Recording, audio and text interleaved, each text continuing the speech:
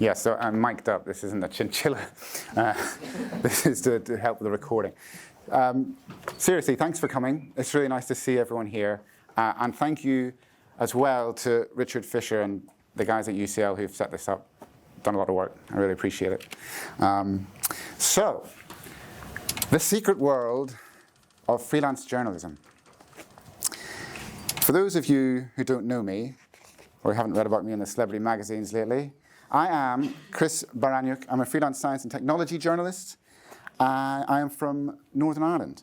I lived in London for many years, but now I'm back home. I live in Belfast with my wife Stacey. Over the past decade, I've been fortunate to work for lots of different publications, BBC, Wired, The Guardian, British Medical Journal, and others. I've been paid to travel the volcanic wastes of Iceland. I've shadowed the crew of a giant container ship that sailed from Felixstowe to Rotterdam. That is the very ship. And I have been down an old mine in Germany that was being converted into a subterranean storage site for nuclear waste. Who needs package holidays when you can travel with work? In 2020 and 2021, I wrote a lot about COVID, which was quite horrible sometimes. But speaking to scientists and healthcare workers who were facing some really big challenges was a real privilege. You know, they shared a lot with me and journalists like me about what they were going through and what the future might hold. I'm sure you all remember how uncertain it was in those early days. I love interviewing people, finding out what really matters to them, what people actually care about, or how science and technology impacts their lives. One of the early pieces I wrote in that vein was a feature about truckers in the US who were increasingly facing having their driving tracked and monitored by computers, and how that conflicted with the call of the open road. And during a very long interview with one of these truckers, one of them said to me, he just really opened up and he said, "It's just a unique feeling to me to get on the interstate, riding on top of an 80,000-pound machine. When I do that, I feel calm and I feel free. Maybe it's something about leaving. You know, we're always leaving someplace." Honestly, there is poetry and deep feeling everywhere, and sometimes people just open up and throw it out at you, and that is a gift for a journalist. I love finding that. More recently, I've written stories about climate change, how to make your home energy efficient, and I've explored a relatively new passion of mine, which is gardening for wildlife. I think as a freelancer, you get to dip into things that interest you in your personal life and bring that to work, and it's actually quite fun to do that. I should say, yes, today is a very special day in my calendar. The 16th of May 2014 was my last day at my previous job. I'd worked for a big corporate firm for about 3.5 years. PR Newswire was that firm, and they distribute press releases on behalf of businesses. But while I was working there, I'd started writing on the side as a freelance journalist for people like Richard and others, and it eventually went well enough to make me think, you know, I can maybe do this full time. So I quit on the 16th, and the following Monday, I set out on what I've been doing ever since. I never, in fact, intended to be a freelancer for anywhere near this long. It's just kept going. I actually recently confirmed order number 986 in my books. An order tends to refer to a single article that I might get commissioned to write, or a set of articles.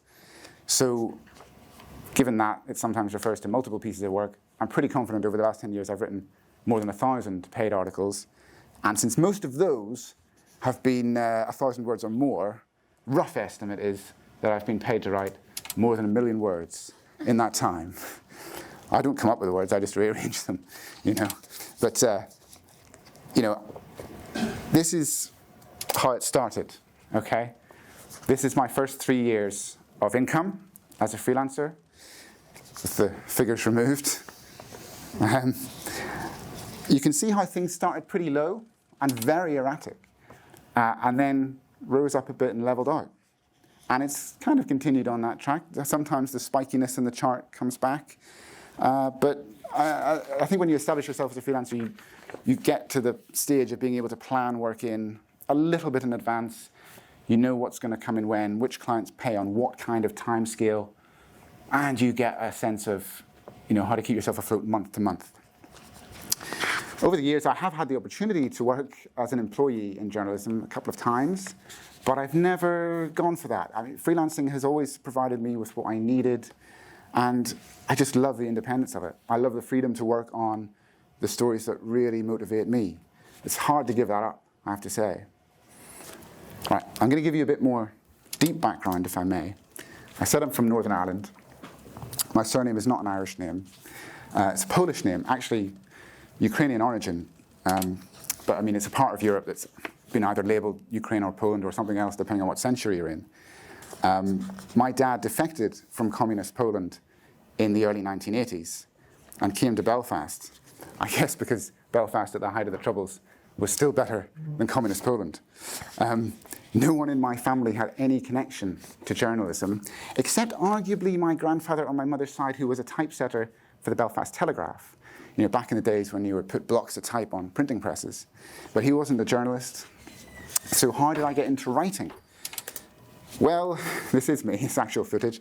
I grew up during the 90s and early 2000s. As a child, I spent far too much time playing video games and reading a magazine called N64 magazine. I don't know if anyone here knows it. It's sort of magazine, I don't know if it really exists anymore. I mean, I know there are print games magazines, of course, but back then there were so many, and they're also colourful. Choosing your favourite mag felt like your club that you were part of. N64 magazine in particular was very funny, and when I was about 10 or 11, I was like, this is my dream job, to work for a publication like that. So I tried my best to do that. When I was about 12, I made a website about video games. I would write about games, pretending basically that I was running a mag, and I would get my friends to write for it. I would contact PR companies and say, can you tell me about the new games coming out? Can you send me review copies and stuff? And they did. I don't know if they knew I was 12, but they got the publicity they were looking for, and I got games out of it, A little bit of a conflict of interest, but I didn't know anything about that then, And actually, as I got older, I started experimenting with other types of journalism. This is a story I wrote for a local newspaper. It's about an amateur pilot who ran a fear of flying course. Clochey, by the way, is the name of a village in Northern Ireland. It's kind of a joke village, but I think unfairly, Clochey's not that bad. But this amateur pilot was actually my piano teacher's dad. And I just heard he had this flying course. And I thought, maybe I'll get a story out of that. I went along to one of his seminars, wrote it up, and just sent the copy in, off my own bat to a couple of local papers. And this one published it. They didn't tell me they were going to publish it. They certainly didn't pay me anything. But I was just very happy to have my first article in real newsprint. It was, I think I was about 17 when I did that. And, I should say that at this sort of age, another influence was certainly my mum. She was an English teacher at the time, was always encouraging me with writing, gave good critical feedback. So that spurred me on a bit as well. I was involved in student journalism at university. And in the years after, I kept trying to write for magazines. I just tried to write anything I could. I was writing silly music reviews, restaurant criticism. I wrote about the financial crisis. Now and again, people would actually pay me for this. And I started to think, that's quite nice. Maybe I could do more of that. And then in 2010, I started a blog. This is now when I was working at PR Newswire. And I wasn't really doing writing as part of my job. I wanted to do something that would allow me to write. So I started this blog called The Machine Starts, which is a reference to an E.M. Forster story called The Machine Stops. And that story is about a dystopian future where everyone lives underground in a giant machine, and everything, as the title suggests, goes wrong. My blog was about the rise of machines, in this case, smartphones and social media, as the conduits through which people were increasingly living their lives. So I was writing these essayistic little pieces about how that may be affecting society and culture and so on. And I was lucky enough to have some of these articles go viral at the time and get noticed by some people who were working at The Atlantic, New Scientist magazine. So I started pitching them. I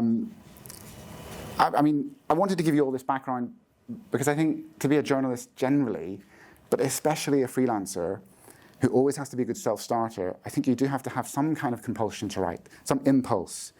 We'll all have a different version of this story, and don't freak out if you didn't start writing a mad website when you were 12. It's just the will to keep going is very important. Writing isn't an optional thing for me. To say it's like breathing would be a stretch, but it's something that I've done for a very long time with very few breaks. I've always come back to it. Really, I was thinking, you do have to be a bit insufferable, don't you? And that is lesson 1. Be insufferable, okay? Let's edit that. We'll call it be irrepressible, okay? Be irrepressible. You can't let PRs fob you off. Don't want to let editors stand in your way too much. When I have a pitch I really want to do, I will try and find a way to do it. I've had pitches rejected 12 times, working on it each time, and eventually getting it sold, right? If I really want to do that story, it may go to that sort of length. You have to be a bit obstinate, okay? Like a stubborn ram is the best way I can sum this up, because it's the stubbornness of the ram that gets things done. I was looking around for pictures to illustrate this, and this is the first one that came up, which I don't think really captures it, so I made this instead. And that's 4 hours well spent, isn't it? Maybe you don't want to see yourself like this. I can't blame you. Another less self-deprecating way of getting into this mindset is the phrase, use the difficulty. All right? This is Michael Caine's personal motto, the actor Michael Caine. Years ago, he was on Parkinson, the TV talk show, and he was talking about when he was a student at drama school, he was rehearsing a play, and he was meant to open a door, walk to the center of the stage, and deliver his line. And when he did this in rehearsal, he opened the door, and there was a chair lying in front of him. And he froze. He looked at the director and the seats and said, "What do I do?" And the director said, "Use the difficulty." Michael Caine says, "What do you mean?" The director says, "Use the difficulty. If it's a comedy, fall over it. If it's a drama, pick it up and smash it." Okay? And this is his personal philosophy now. If something goes wrong, just use whatever you can to your advantage. Turn it around. That is the key to being a freelancer, being plastic, being able to adapt. If you get the pitches rejected, you work on them, you find a home for them. If the story, when you start it, isn't working out, the source you thought was going to give you all the goods, they turn out to be unavailable or not as interesting as you thought, you keep working on it. If you're going through a dry spell, which happens, switch to research mode, do things that inspire you, will give you ideas. It's all about that persistence. Okay, so that's lesson 1. I'm going to tell you some more things. Lesson 2, be mercantile. You are a merchant. You're a business person. There's a stereotype of the writer out there that I think is a bit unhelpful. Something like this, okay? A bit fanciful and pathetic. I want less of that. Okay, I want more of this. This is it, right? Truth is probably somewhere in between. As much as I enjoy writing and feel driven to do it, there's no illusions here. I'm running a business, and I try and think of it like that. I know I do operate in a buyer's market. There are many more writers trying to get published than there are writing gigs. You have to sell yourself. But you do have to value yourself at the same time. Okay, so I won't take on jobs if the rate isn't good enough. You gradually build your standards up. If the company I'm dealing with turns out to be obfuscating and difficult, there's no benefit to either of us to continuing that relationship. On the freelancer side, you have to treat your work with respect. Be professional. Don't file stories late. Source everything meticulously so that fact-checking is like a game that you win. You don't want the fact-checker to pull you up on stuff. And be responsive. I work for editors in the US quite a bit, and I will be available in the evening sometimes if they want to do a call, or if there's something I need to go, something I need to interview on the West Coast. Yeah, it might be 10 p.m. my time, but I'll do it now again. I should say I do keep weekends pretty sacred. I think you have to compartmentalize to some degree to stay sane, but that responsiveness, that flexibility is really useful, and I think editors appreciate it. Freelancing is like any business in the sense that it's transactional. I've always liked that about it. You get paid to do the work and not really anything else. You don't have to hang around in pointless meetings or do corporate tick box exercises. I get to focus on the stories I care about. and the stories that I can turn around efficiently. And I've learned which those are over the years. For me, it'll be different for everyone else. But like, I know the kind of story that I can put together in a week or maybe in a few hours. And I know that that's the most lucrative way of working. So I do sort of channel things towards that. You think of your writing as a product. You know, not every business makes every product. You find a way to specialize a little bit in terms of format, if not subject. And also, you know, I was talking about this earlier today. I have a reasonably diverse client base. You know, I don't just work for one company all the time. Some freelancers do that, maybe that's okay, but I like the idea of having a number of different companies I work for reasonably regularly. It means if one of them goes under, you know, I've still got other eggs in the basket. And that's just, I think, good management of your income and your income sources.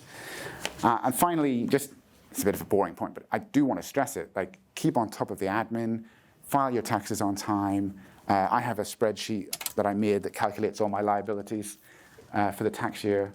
Again, figures removed, sorry.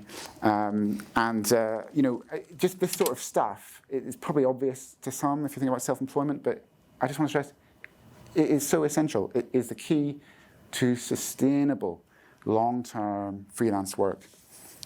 All right, so a bit more on writing, okay? Don't pitch stories. Find the stories your editors already want. Who wants to pitch a story? Who wants to convince someone who is largely disinterested that you know, this is a great idea? I much prefer finding something that I've got a good hunch the editor will just go for. You know, and I basically present it in a couple of lines, and they're like, yeah, that's a good idea, go do that. Right? That's what I want. That's what and everyone wants that, right? You make them an offer they can't refuse. I remember pitching an editor years ago with a story about an obscure species of fly that lives only on one Scottish beach, okay? This is the only beach in the world you will find this species of fly. And it had become the subject of a conservation crisis because an American billionaire was planning to build a golf course right next to this beach. And I knew an editor who would like this. And I thought they would like the juxtaposition, okay? And it became a story called The Billionaire versus the Fly. And I'll give you another one. One of many stories I've written for Richard Fisher was this one on garbology, okay, which is where researchers study people or populations by examining their rubbish or their waste. I just knew that Richard would think this was a cool idea, and I sent him a story that had been published in this vein. We started talking about it, and I think I was right that he would like it because he gave me 2 commissions in the end. There was this story and then a follow-up on a specific example, you know. And so, I mean, knowing your editors, knowing what makes them tick really helps. Okay, find that out. Why spend days crafting a pitch that's doomed to fail? No one wants to do that, you know. Look at what your editors are waxing lyrical about on social media. If you get a chance to meet them or have a call with them, you might get a feel for what really gets them going. I mean, that is the key. I'm always listening out for that. And a related point is find editors who really need content. You know, I think some get more pitches than they actually require and maybe treat pitches with a bit of contempt sometimes. But there are plenty of editors out there who want you, who need you, who are looking to fill their pages with content every single day. One editor said to me once, the content beast is never sated. And it's editors most at war with that beast who will end up giving you the most work, the regular work. And in that vein, lesson 4, it's coal into a furnace. I've been doing this for years. Every day, you still start from zero. Well, maybe not zero emissions in that metaphor. But this is a line from The Paper, great film. It's one of 2 films I'd really recommend on journalism if you haven't seen them. The Paper and Broadcast News. But it really is like that. Every time you get something published, you know, it's over. That's it. No one cares anymore. You have to find another idea, you know, and keep going. And of course that applies whether you're a staff journalist or a freelancer, but there's an added urgency when you're a freelancer because all you're facing until the next commission is an abyss, okay? And staring into it does not get any easier. I'm telling you, 10 years in, it still really makes you think, makes you work. another way of thinking about it is like a grenade that you get to reset every time you get a commission. You bought yourself a bit more time, but it's never diffused. And that's a difficulty that you use, right? How am I going to pay the mortgage? I need to work, and that's helpful to me. It has been for a long time. I think you can get yourself in the mindset of continually inventing ideas with that kind of pressure pushing you along, and I think as writers to develop sources that spark ideas for us. I get ideas on social media, academic journals, conversations I have with people, or even just things that happen to me that I think I can get a story out of that. This is a recent example of this. I was out running in Belfast on a Saturday morning, and I just heard this air raid siren. The sort of air raid siren you'd hear in a war about the Blitz, right? And it's blaring across the city. I don't know what's going on. People on social media are asking, what is this? Making a lot of jokes. It's Belfast. And I just thought, well, let's find out. It turned out to be a fire alarm. It's a really, really loud one. And I thought, well, I'll write a little story about all the places where these old air raid style sirens are still used. And they are still used to warn about things like a chemical spill or flood all over the world. And there's companies that maintain and make these old style mechanical sirens even to this day. So yeah, that I wouldn't have got that idea if I hadn't stepped out the door that morning. I think some people's brains are, tuned to that, looking for ideas and coming up with them. But I think you can learn it. Our brains are plastic. I've got myself more and more into the way of thinking like this over the years because I know that's what puts food on the table. But there are ways to nurture it, and I tried to think of some ideas, actual practical help that I could share. So yeah, make lists of journal articles, news stories, features you've seen that really catch your attention and could be inspiring.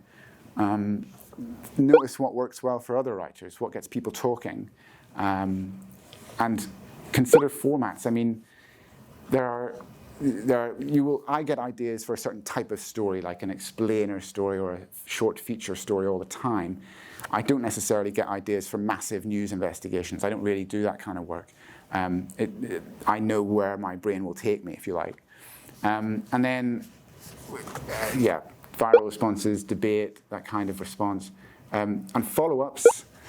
If you've written a story a year or two ago that did well and there's a genuine new angle on it, you can make more money out of it, can't you? If you can think of something to come up with. And finally, maybe most importantly, follow the experts. I follow so many experts in different fields. They are always just churning out gold for me. Ideas that, observations they've made, interesting studies that open up a field or a niche area of a field you didn't know existed. They are the people to follow. I mean, experts are useful. So I'd say this, leaning on your skills as a freelancer allows you to fill in the gaps for editors. Staff journalists can only do so much, and they only have so much time. When you can add something, it's these kinds of little extra ideas you can bring to the table. I think I'm a bit of a strange journalist because I once said, I'm not actually that bothered about getting massive scoops, leading the front page. I mean, I've written news exclusives in my time. It's been nice to do that and get a bit of recognition for that, but it's very unpredictable work. It's hard to get those sorts of stories regularly, reliably. So I like the story that's on page 5 or 7 that's just, maybe something that people are still talking about a couple of weeks later down the pub, I look for those kind of ideas all the time. So leaning heavily on your curiosity. If you're interested in it, someone else might be like that. I try and springboard from that as much as I can. All right, lesson 5. Embrace the dyad. Dyad, something with two components. Okay, here I'm thinking about writer and editor. It's a term I've stolen from psychology, where in that field the equivalent pairing is therapist and patient. Read into that what you will. I mentioned earlier that I like to find out what interests editors and what interests them personally and pitch them along those lines. And to take that a bit further, there's something about working one-on-one with an editor that I think is really special. Okay? you get into a dialogue over what you think will make the story work. As I write, I'm always thinking about the specific editor I'm working for, what turns of phrase, what details will light up the story for them. I have an inkling about that, I try and get it right. I'm also anticipating the questions they might have by the thing I've just written. The editor is your first and most important reader. The reader who represents the possible responses of all other people who may eventually see your copy. It's a prototypical relationship in that sense, right? It's really useful to you. Knowing what they liked, the editor, helps you understand where your successful ideas really are. I would like editors to embrace the dyad as much as writers. Some editors are really good at this. I work with people like that all the time, some in this room. You know who you are. I'm not sure all editors really consider this. Maybe they don't have time, I don't know. But I look for those that do, because I think it just makes the thing so much more enjoyable and effective. It's an important human interaction. I was thinking about this, and I was thinking one thing I really can't imagine doing is writing for an AI editor one day. Maybe I'll be faced with that prospect at some point, but it wouldn't motivate me at all. The human response is what I look for. It motivates me. I want to write for human readers ultimately, and they're unpredictable and hard to please. So you need to get in the mindset of pleasing them. Well, it starts with a dyad, okay? Right, lesson 6, topic-led stories, kick ass. I see this comment now and again from editors on social media. They say, I want freelancers to pitch a story, not a topic. I know why they're saying that. Okay, it's kind of obvious. They want a narrative. They want to know what they're getting in the pitch. They don't just want endless questions. Makes sense. But the problem with emphasizing it too much is that it rules out examinations of really interesting topics that are really interesting.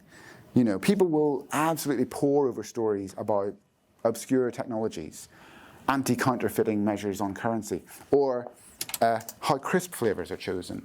Right? This isn't my story. This is Amelia Tate in The Guardian, and this story did so well. People were raving about it on social media, sharing it far and wide. All it is her going around asking what crisp flavors are popular in what country and what companies are behind them. I mean, it was really fun to read. Everyone has a favorite crisp, don't they? I mean, there's no deep narrative there, but it was a real hit, from what I could tell. I think of it sometimes as like the Wikipedia page you can't stop reading. You've got the opportunity to open up a rabbit hole for someone. And personally, I really like writing explainers, stories that maybe are 1,000, 1,500 words long, just add a bit of context and detail to something that's in the news right now. If we're talking about digital journalism, I think when people click on something, they want it to be worth their while. They don't want clickbait. A story that's too brief and doesn't really expand their knowledge enough is a waste of time, isn't it? So you want something that deepens people's understanding. That's more likely to make them go and share it with their friends or put it on Reddit, And another thought, if editors don't take a chance on topic-led stories, they never get to allow writers the freedom to go out and find cool stuff that no one knew was there initially. An arc that emerges in the process. It happens all the time. Just an editor says, okay, that sounds interesting, go away and find something good on it. I'm very lucky that some editors say that to me, and it does deliver occasionally. I do know editors are under a lot of pressure, and they can't gamble endlessly with time and money, but it is sometimes worth taking a chance. And you as a freelancer, have a bit of a job sometimes to convince them, but that's part of what you do. I'll give you an example of a story that worked out kind of like this. This was just published last week. I wrote this about floppy disks that are still in use. The last new floppy disk was manufactured more than 10 years ago, but people still use them. And there's been quite a lot of articles in this vein over the years, looking, here's the machine that still uses floppy disks and so on. And I wanted to do something on that, but I wanted to find some way of moving it on a bit or adding to that theme. And as I was working on it, I realized that there is a subset of people who don't just use floppy disks, but they love floppy disks. They use them all the time for pleasure. They love the nostalgia that using an old media format like that provides. It spurs on their creativity. And they were, again, I love this, in interviews, they were just waxing lyrical, sharing so much about their past, their deep feelings about, about these plastic discs, and it just made the story.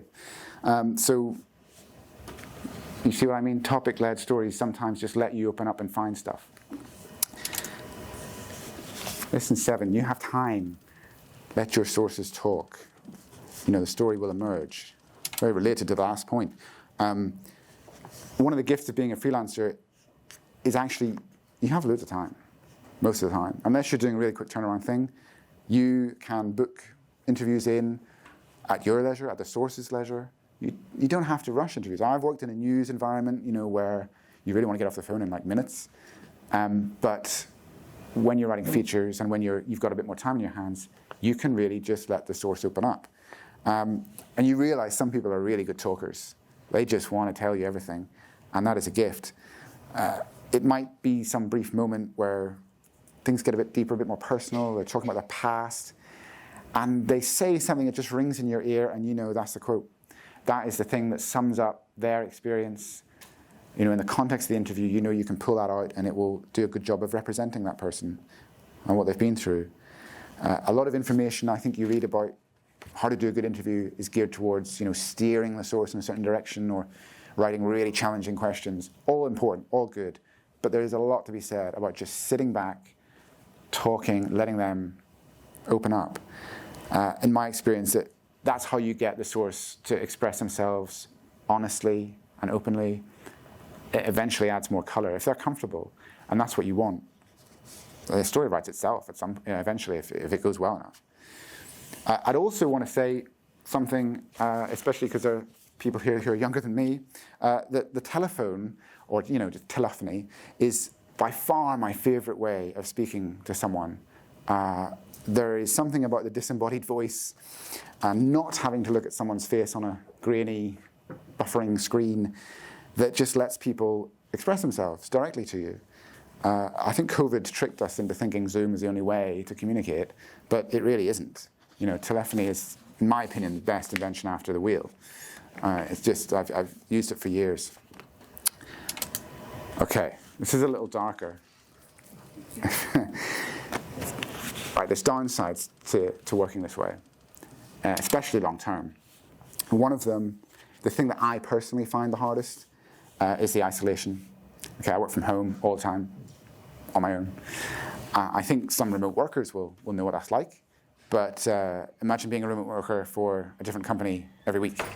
You end up having very little contact with people, and through no one's fault, it's just how things fall, My wife is also self-employed, so neither of us really have kind of opportunities to socialize through work. We have to compensate for that. We get involved in things in our community.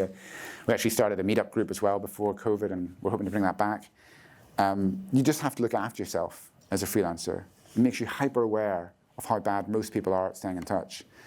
And social media, I find, is much less reassuring than it once was. I don't know how rose-tinted this is. Social media just seems extremely toxic to me today. I didn't feel like that about it 10 years ago. I used to feel like you could go on there and debate things with people. And, it wasn't necessarily the deepest of debates, but it was well-intentioned, it was respectful. I feel like that it just does not happen anymore, I might be wrong about that, that's just my experience, but I think as a freelancer you have to find ways of connecting with people, keeping in touch with your friends and being more social than you are automatically in that role. To be really transparent with you for a moment, there was a time in about 2021, going into 2022, when I wasn't very happy. Okay, I felt quite bad about work. In the worst patch, I didn't write a single word for about a month or more. I could barely get out of bed. We had a death in our family just at the start of the COVID lockdown, which was very upsetting. And a year later, we didn't feel much better. Work was just relentless. I was very fortunate to have work right the way through COVID. I was writing about COVID, but it was a lot. And it just got too much at some point. I think a lot of creative people have experiences like this. You're always trying to come up with the goods, and sometimes it just starts to feel a bit pointless, All I can say about it is I got out of it. I feel pretty good today, and it just was a process of taking some time, taking some space, working on the stories that I was genuinely interested in and taking it slow. And also doing things outside of work that, I enjoyed doing. I mentioned gardening earlier. I mean, that became a big thing for me. I also play piano. Again, things that were not words were very helpful at that time. Just self-care, really, diversifying what you do with your time. So, that period came and went. I'm very grateful to the editors who were supportive in the kind of work I wanted to do coming out of that. That really helped. And also my wife was incredible as a support. Couldn't have got out of that without her. And the friends who, even though they're far away, because we don't live near many friends at the moment, we're still kind of getting adjusted to living in Belfast, they were there too. And so as a freelancer, I think you really come to appreciate the people who are there for you. They soon stand out. So, now lesson 9. Oh, wait, sorry. That was meant to be earlier. But that is a true reflection, So lesson 9, science communication, which I know is very important in this room, essential to science journalism, okay? Another thing that I hear parroted sometimes is something along the lines like, science journalism isn't just science communication. Okay, now that's true, right? Science journalists, don't just regurgitate the key details of a single scientific study. No, you do more than that. You go beyond just explaining a process. But science communication is so important. I don't like even hinting at, downplaying it, okay? Communicating the science of vaccination and what we all know, and what we know about the efficacy of a drug during a pandemic, right? Communicating how heat pumps work at a time when machines that circulate refrigerants have become politically divisive, bizarrely. Communicating the consequences of climate change, right? As a science journalist, you communicate science within a social and political context. You're aware of that context. It shapes what you write, who you speak to. Above all, you try and remain impartial. You include differing yet relevant and substantiated points of view to get the story across. You don't just take scientists at face value. You corroborate, investigate, find the tension. Okay, that's what makes science communication from a journalist different from an educational poster. Okay. But science communication as practiced by journalists is essential for people who are trying to understand a complex world. We join the dots for people, okay? We go as deep as we can, try and make it a thrilling read. The world needs journalists who understand science. I am proud to think of myself as a science communicator. If you stick to the facts, you can help people. When I start work on a story, I try to lay aside my preconceptions. I don't like this. Some journalists, I think, enjoy the sense that they're an authority on a subject. I don't really care. I don't see myself as an authority. I see myself as a scout or an emissary going out to find information and communicate it to the audience. I want to go and learn things and pass that on. I'm the middleman that science never asked for. I'm not a scientist, okay? But I'm here anyway, right? I'm going to do the work so the reader doesn't have to. That keeps me interested, okay? All right. Lesson 10. We don't all have to be influencers, do we? Let's face it, journalism has always been a popularity contest. It's not surprising that when you look around on social media, you find some journalists who have very big followings, seem to shape every conversation, always have something to say about everything. I can understand the pressure some people might feel looking at that and thinking that's the only way you get on as a journalist, being that sort of conversation shaper. But, there are a lot of articles suggesting that might be true. Did anyone see this from Vox in February? It's a really good article. I'd recommend it. I just want to pull a few lines from it. Right. The author, Rebecca Jennings, says, "The internet has made it so that no matter who you are or what you do, from 9 to 5 middle managers to astronauts to house cleaners, you cannot escape the tyranny of the personal brand." And she goes on, "You've got to offer your content to the hellish, overstuffed, harassment-laden, uber-competitive attention economy, because otherwise No one will know who you are. And later she discusses the well-known problem of burnout at the feet of the algorithm, where YouTubers and TikTokers just feel drained trying to keep up with the algorithm and maintain their followings. I mean, I think the article is extremely worth reading. It does represent something that's going on in society, there's no doubt. And I too sometimes feel a sense of futility when an article of mine gets published and doesn't seem to make much of a splash on social media. But there's another side to the story. You know, I've published articles like that, and then editors come along and said, I did really well. Like, we have loads of views on that article, and I would never have known just looking at Twitter or whatever. You know, it's not an accurate reflection. Also, when I was reading this piece, I was thinking about all the journalists and editors I know. In fact, pretty much every journalist and editor I know who is not a big name on social media, but who has been working in journalism for years. You know, they're the hands on deck of journalism.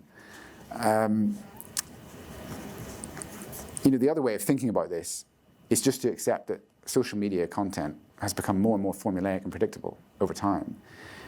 There's some people who do very well on social media, but they are a small minority. I think social media largely exists to reinforce preconceptions, make you feel something a bit sharper, you know, that you already feel. It's a bad place for debate, as I said. You know, the simple truth is we cannot all be influencers. There's not enough room on the planet.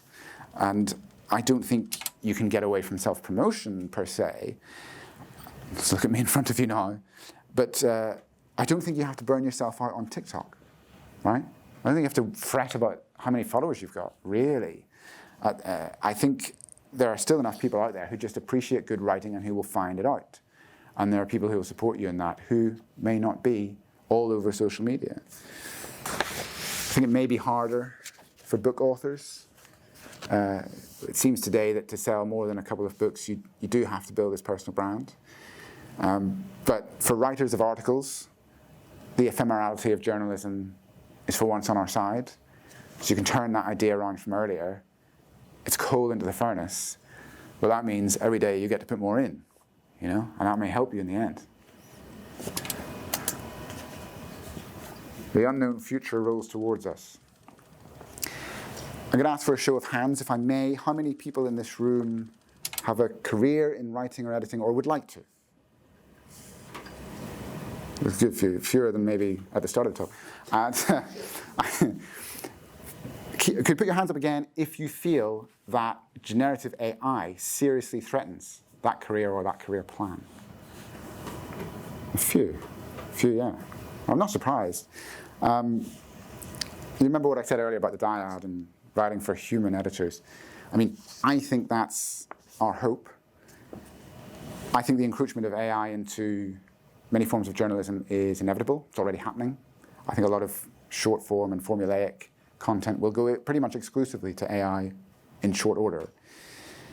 But interviewing people who have been through a personal crisis, or writing things about companies they'd rather you didn't write, or hanging around in the street to see if you can get an interview with a politician, which I've done, those jobs aren't going to AI anytime soon.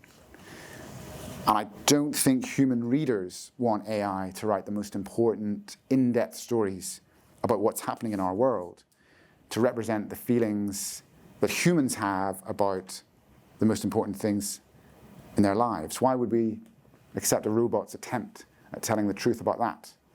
Freelancers are in a great position to say, we're available to do that work.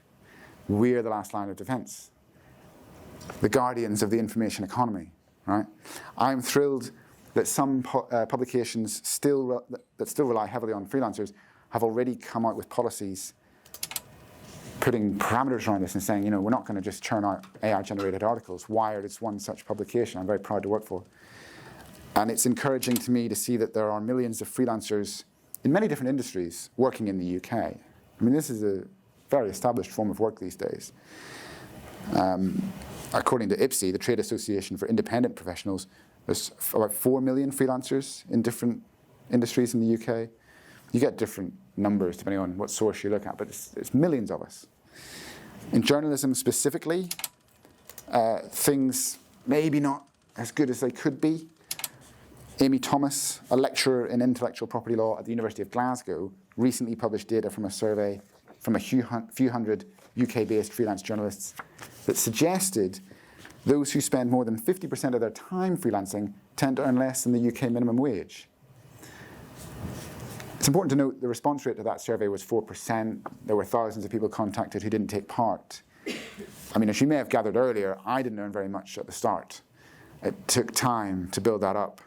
I don't know which survey respondents have been working for a long time as freelancers. To establish a longer-term career is a different thing. But how hard is that? How difficult is that? All I can say is that it is possible. I am living proof. And I wanted to share some other examples of writers who have also made long-term careers out of their writing.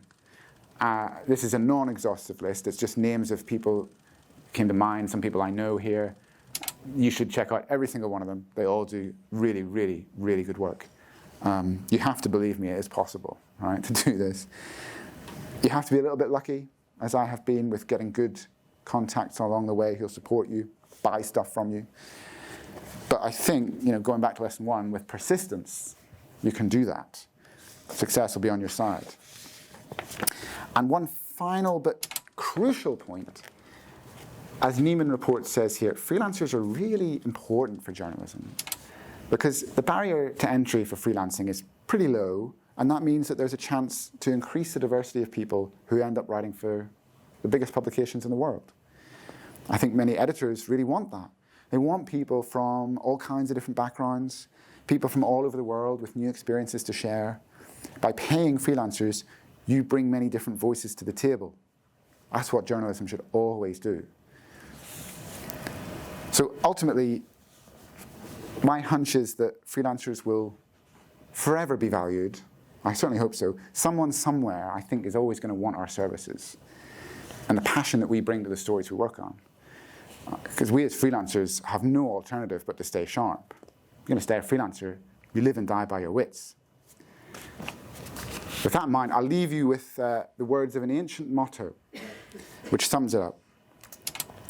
They say the pen is mightier than the sword, but keenest is the lance, sworn to no lord. Thank you.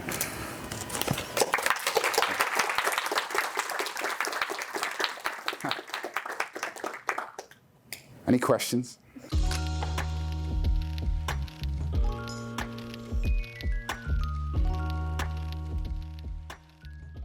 So much for being honest about how difficult it can be and how emotionally exhaustive this whole process is, because it's just, everyone in this room is going to understand that.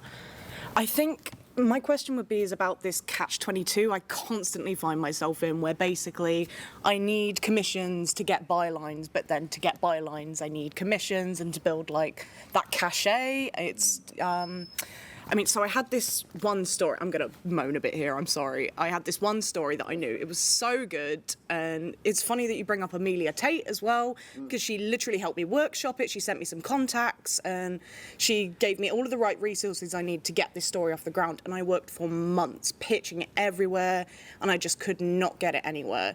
And then a year later, this person I was profiling, suddenly he was being profiled by Rolling Stone and Forbes. So I knew this was a great story I had, but the issue was me, because I didn't have any cachet. I would ask, how do you get out of that cycle, and how do you sort of build up that cachet when you're not able to score commissions without it? Great question. That still happens to me, sometimes. There will be a story that I want to do, no one will buy it from me, and then I see, they're covering it anyway. Oh, it makes me mad.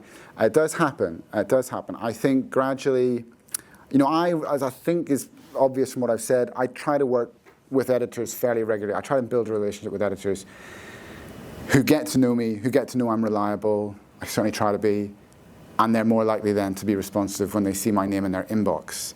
Again, I know what you're saying. If you haven't got that, how do you get it? There's a great Ray Charles song, them that got, have it all, and I ain't got nothing yet, right? And it's just like that.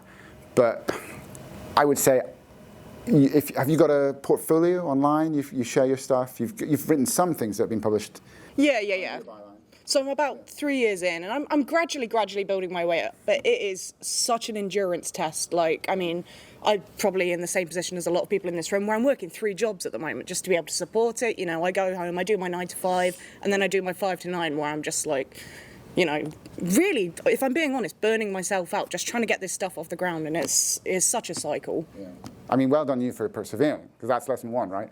And I mean, the things that come to mind are, you know, what I said earlier about editors who are desperate for content. You know, there may be a publication that you didn't think of necessarily as the best home for something, but that editor needs content, and they may call out on Twitter or wherever and saying, I need pitches, pitch me. You know, there may be an opportunity to, you know, meet up with editors. Sometimes there are networking events. I've done that myself and tried to get a new relationship going. If you keep putting your stuff out there and it's worthy, people will get in touch with you eventually. I have no doubt. It's happened to me. It's how really I got started. Richard Fisher was one of the people who noticed my work and got in touch. There are editors like Richard out there who want to find new writers. I know editors who still are looking for writers. I mean, drop me an email. Feel free to get in touch. If I can think of someone who might be interested in help, I'll share it. Hi there, thanks for a really insightful talk. I'm finding, I have the idea that it's going to be gradually more and more creatively draining to always come up with feature ideas yourself, you know, that the well will eventually run dry, and that's a bit of a fear. But at the same time, you get great freedom doing that when you're driving the feature or the article pitch. On the other hand, it's really nice when an editor gets in touch with you and it's like guaranteed work, like as opposed to speculative pitches. So I suppose the question is there a perfect balance? How do you find it? How do you keep that kind of creative energy through the years?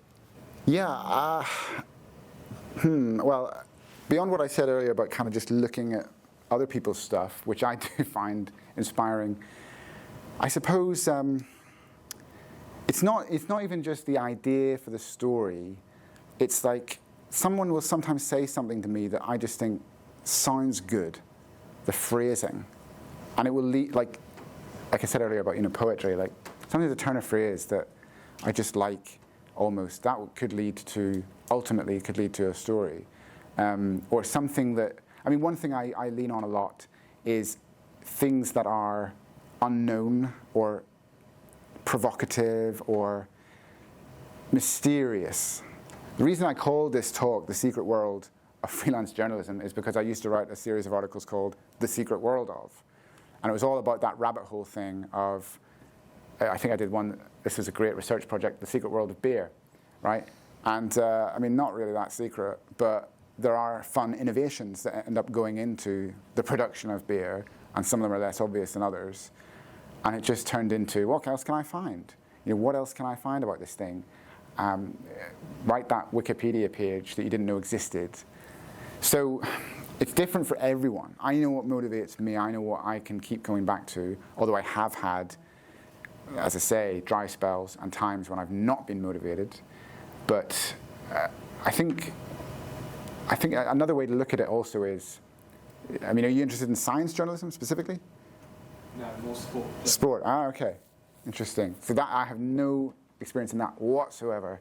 But what I was going to say was, you're thinking about the reader, what the reader wants. So in science, I can imagine a reader who is flummoxed by the complexity of some technology or the news about climate change or whatever it is. And I'm thinking, how do I help that person? That is a motivating thing as well. There's ideas for, like, well, people are probably wondering about this, so maybe I can come up with an article that will help them along in their understanding. I've written a lot about how to make your home energy efficient, partly because of the energy price crisis. We're all affected by it. I'm affected by it. And I know that people are thinking, how can I stop my gas bill just exploding? Right? And that makes me think, there are ways to do that. How can I think?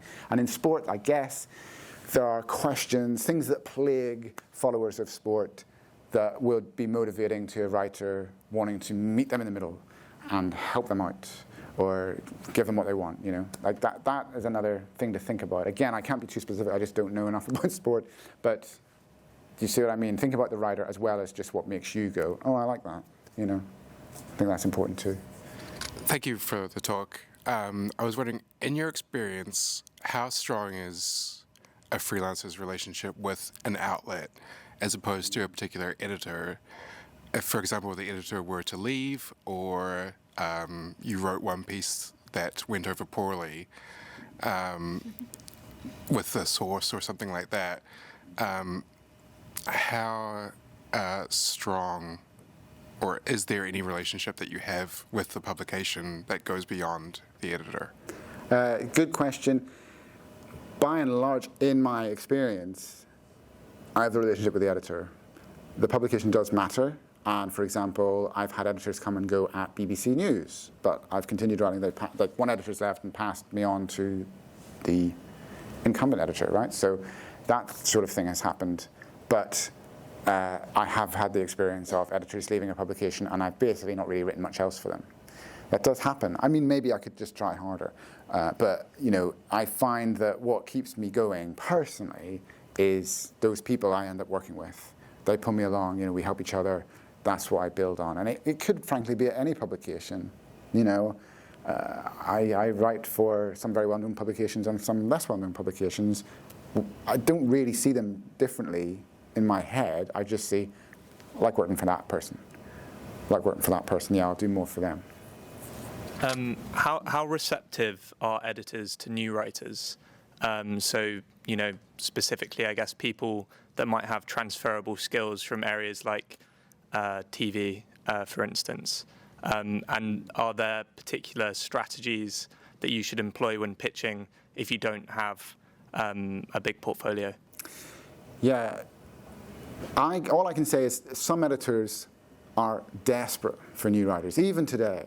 In this overcrowded market, I know editors who are desperate specifically for writers who will file on time, who will not let them down. I've had editors tell me this very recently, that they just are looking for freelancers who are reliable, you know, and they are out there. What was the second part of your question about the other transferable skills? Yeah, I mean, I don't do so much of that. I'm so focused on writing. Editors have told me in the past, like, oh, it'd be good if you could get into video and stuff and do that as well. I've just never bothered. But I think that there absolutely are editors who appreciate that. Publications, you know, within, as part of the BBC, obviously, there's a lot of video production. The budgets for those things come and go, but they are there. You know, there are people who will appreciate that. I would say I can think of it in specific people who would appreciate that, you know. They do exist. Hi, Chris. I'd be curious to hear how you've been able to improve your ratio over the last 10 years. You showed a scaleless graph of your income, but how well have you been able to improve your hit rate of sending pictures out and getting them commissioned? Yes, very good question. I was just talking about this with someone. You know, it used to be that I would pitch quite a lot and not land, I would say maybe 1 in 10 in a good week. Right? It could be a lot less than in the early days. Over 10 years, that has changed quite a lot, partly because I've got to know these specific editors I work with. I just recently started working with a new editor, and I think I've landed 3 out of 4, you know. But I've also tried pitching new editors in recent years and just got nowhere. Like, it's just like that sometimes. But I think the other thing that's happened to me, which I'm very grateful for, is that editors have increasingly come to me with a commission that they would like someone to take on, and they've thought, Chris would be well placed to do this. That's very gratifying. So I think if you're building the steady pace of work, if you keep at it and you get known for ability in a certain topic area, that seems to help a lot. But that experience of those pitch rejections. I had a picture earlier of someone in despair. It is like that, but also it's such a learning experience. Like, I may not have learned immediately. I may have been obstinate and tried to get the same pitch, only slightly changed, commissioned elsewhere. But it does go into my brain. I do remember things that editors say, and it gradually has improved my approach. But yeah, don't think that like it's a breeze, because it's still challenging. Just recently, editor rejected something. I just thought they would love it. And I was wrong, you know? It's really annoying. Hi, Chris. That was great. Thank you. Well, we've known each other for a decade, and I still learnt loads from that. Thank you also for making everyone think I'm interested in garbage cans only. I was curious about. You talked about like, being like, you know, the pitch is rejected. Like, what do you say no to, and like, in what circumstances would you say no? Well, I won't take my clothes off for anyone. How yeah. And how do you do it? You know, what do you turn down? What makes you fire a client? Like, and how do you do it without harming your reputation and the prospect of future work? Yeah, I mean, in terms of stories that editors come to me and say, would you write this? It's very rare that I would say no. It does happen. I mean, I recently came up with a policy for myself, which I've been public about. I don't want to write about generative AI in creative industries. I think there's a lot of hype about that right now. I'm not sure it's all very healthy. I've been open about the fact that I don't want to compete with AI, so I don't feel I can be that impartial about that particular application. So that's an example. Maybe if it's something that is just too specialist, and I can literally think of a writer who'd be better, I'll say, no, not me, try this person. That does happen sometimes. And also if, sometimes with clients, as I said earlier, if they start being poor at paying on time, again, I'm very fortunate to be able to do this, but I will, basically rule them out for a while unless things change, because it doesn't help me.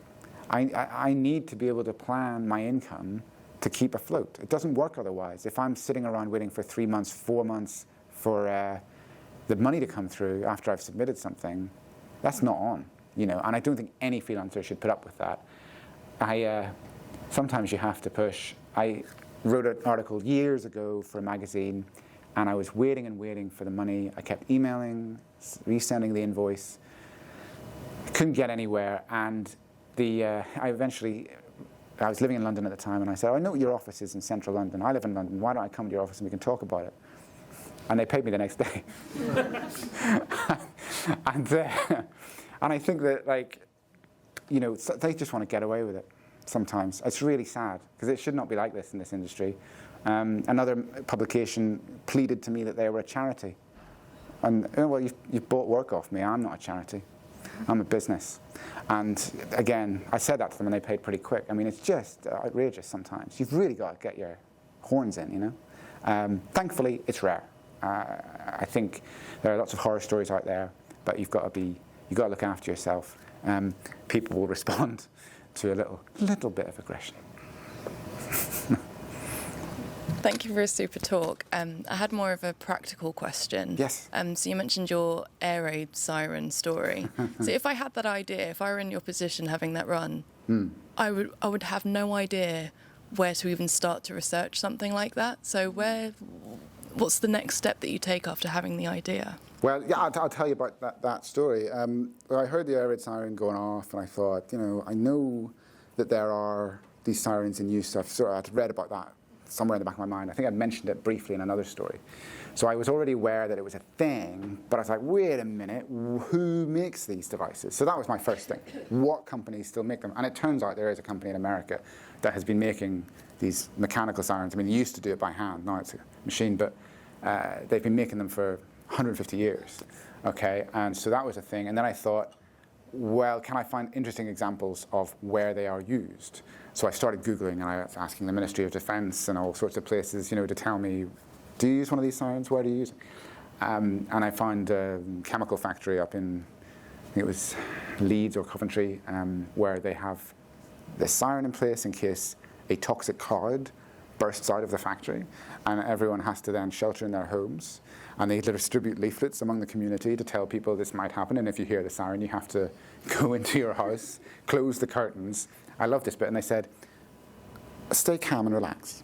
And I was just finding fun little tidbits like that, and it started to build the story. Then I went and interviewed people who were involved in emergency planning and management, and how to get people to do the right thing in an emergency, not freak out. And so that then added a little bit of commentary to it. But yeah, I mean, I started the story with my own experience in that case, which is kind of rare for me. I don't often do that, but it helped just get things going. But yeah, I think with any kind of technology story, if it's obscure stuff, who's making it? Years ago, I wrote a story for Richard about, I think I mentioned this briefly, anti-counterfeiting measures on currency. If you get a £10 note, there's this weird little pattern of rings. I don't know if yeah, I can draw it for you. It's called Omron rings, and they look like this. Okay. It's terribly out of proportion, but it's in that pattern. And that is one of many features on currency that prevents you from photocopying it. The photocopier will recognize that tiny little pattern and not let you photocopy it. It doesn't always work, but that's the intention. And there's a really mysterious company called Omron that came up with this and puts it on currency all over the world. They wouldn't speak to me, but just writing about the fact that they were so mysterious was really fun. And that article did very well, as I recall. People were interested in that. And yeah, so yeah, obscure technologies, obscure companies, they sort of sell themselves as a story because you're like, what is going on there, you know? Yes, sir. Thanks, Chris. That was great. So, like a lot of people in this room, I imagine, I like writing. I like crafting a story. I hate pitching. It feels like admin. It feels like sales. Yes. It feels like something AI could maybe do. Would you ever use AI, ChatGPT, to help with the pitch, if not write the whole thing? Yeah, great question. What do I think? Oh, evil AI. I think I could imagine it. I could imagine that happening in the future. I don't personally see the need at this point. I know there are freelancers already doing that. I don't know how successful they are. My sense is the editors I know, if they sniffed AI either in the pitch or in the copy, they would be upset about that. They don't want that. I don't know if every single editor would say that, but I know some who would be perturbed because there's all kinds of accuracy and plagiarism issues associated with that. The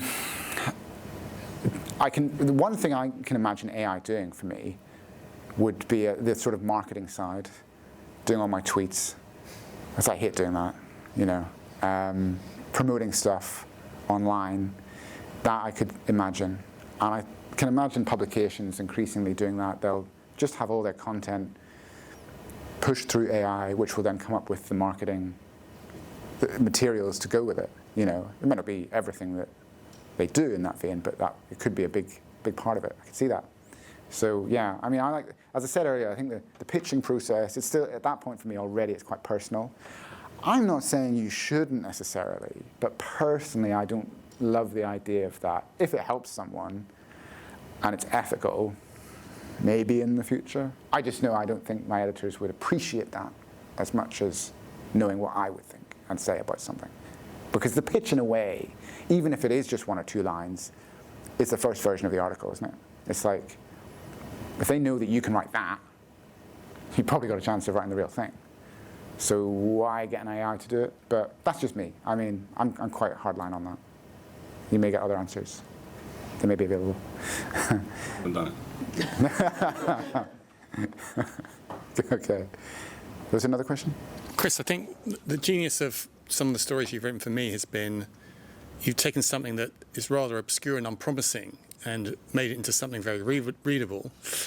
I remember the pitch on double glazing that I was extremely dubious about and thought, no one's going to read this. And it actually did remarkably well. And that's partly your skills as a journalist.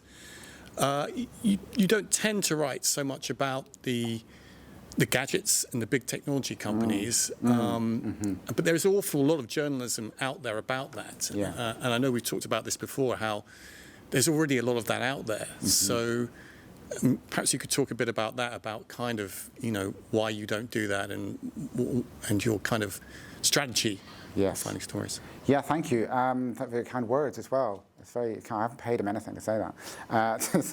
I think I used to work, as you know, with a very, very talented editor at BBC News who loved that stuff, and it was partly, I think, working with him, and he was so good at it and so interested in the latest TVs or what Apple was doing, the minutiae of what was going into the latest iPhone. And it was being next to him on the desk, realizing I am not like that. I cannot get that excited about that stuff. Brilliant that he can write stories to the end of the earth about that sort of thing. But it just kind of was a great contrast for what got me going. And meanwhile, I would be writing stuff for BBC News about things like, I remember doing stuff about GPS satellites, going wrong and causing a glitch that then was affecting information on the ground. And that's the sort of thing I like, And then there were also, because the GPS satellites were going wrong, clocks were going out of time because they rely on the GPS signal to keep time and things like that. And I just love that sort of stuff. So it was just the recognition of what will make me turn a page is part of why I think I can then go and find an interesting way to sell a story on something that's seemingly mundane as double glazing. It's actually fascinating, right? But I mean, there's a lot of engineering in those things, and I do find engineering particularly interesting. I have written, and I can imagine writing again, stories about, let's say, Apple or another big tech company where it's about some very interesting engineering they're doing. The latest version of iOS, not for me. I don't really care. But that's just me, And I used to write more stories in that vein. And I was a period of my life when I was a bit more towards being a gadget journalist. It was fine, but I grew in a different direction, That's how I see it. Yeah. Great questions, guys. Any more? Thank you. It sort of relates to a question earlier about time management, and you mentioned sort of in the process of researching a piece, you'll probably have to go and talk to people. How do you decide sort of how much time to invest in sort of interviewing people before pitching and getting commissioned? Like, what kind of balance do you set? Yeah, good question. I really don't like to lift a finger until I know there's a good chance. I mean, if I can avoid it. How much time do I put in? I mean, most of the time, I think it's partly about having done it so long, I can get a sense of where I would go fairly quickly these days. Let's go back maybe 6-7 years, that kind of phase. There were times when I would, spend a day researching something and thinking about how I would pitch it. That's fine, that was normal. It depends on the story. It depends on, again, I think the relationship with the editor. Sometimes I'll see something and I just know instantly I'll be able to pitch that to Rob, or I'll be able to pitch that to Ben. That does happen more frequently now. So I don't want to represent that and for people to think like, oh, well, if I can't think of it, it won't work. It absolutely could. It's a question for you, really. How much are you willing to put in? How much do you think it's worth? There are stories where I have just been personally interested in them, and I've gone and read stuff. Maybe even not thinking of pitching a story initially. Maybe I've just been reading about something I just find fascinating, and then later on I go, oh, that thing I like, I can now go and pitch something on that. It emerges more organically.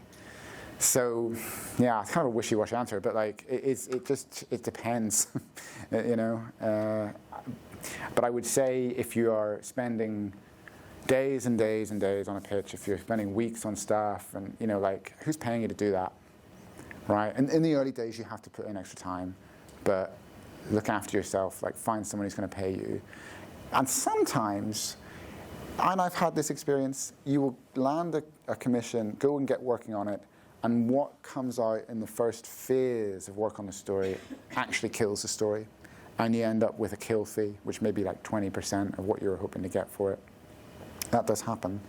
It's not very nice, but it's better than nothing.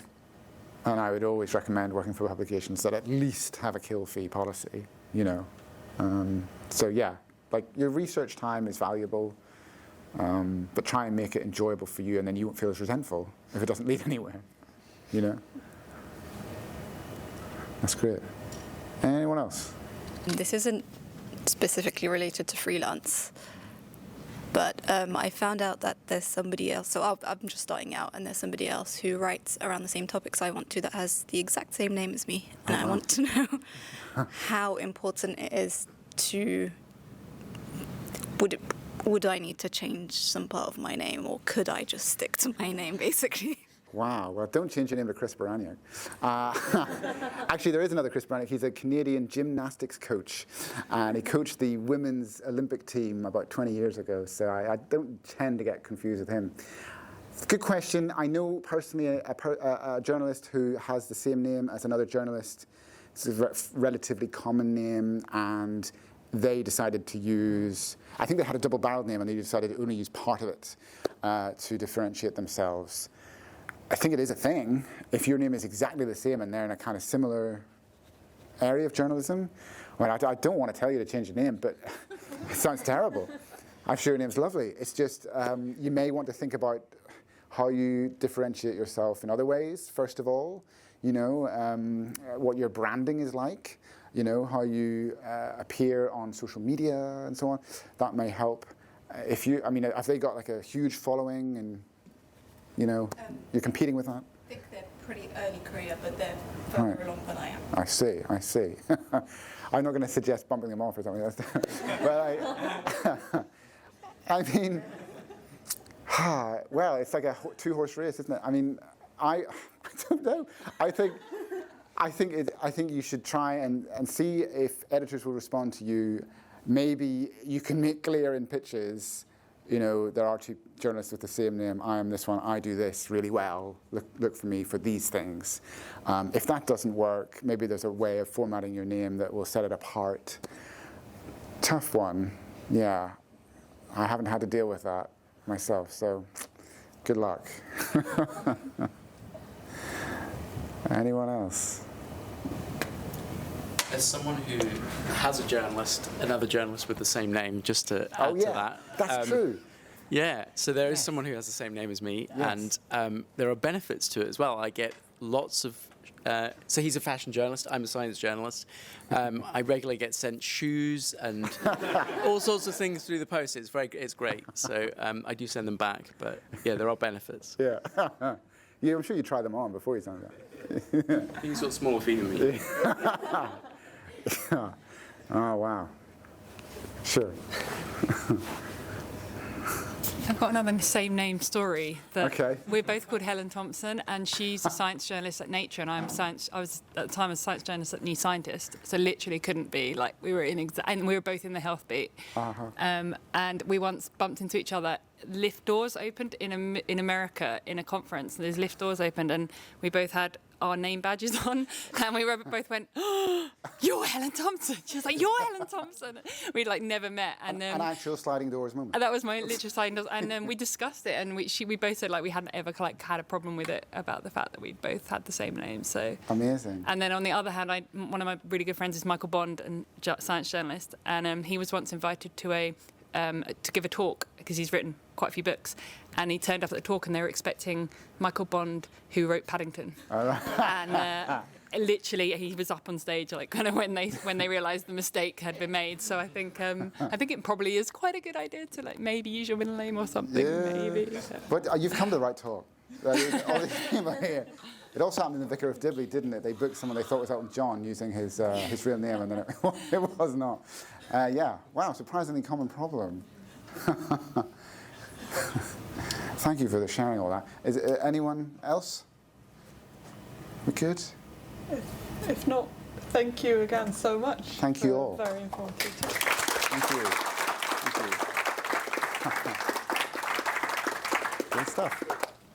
Great stuff.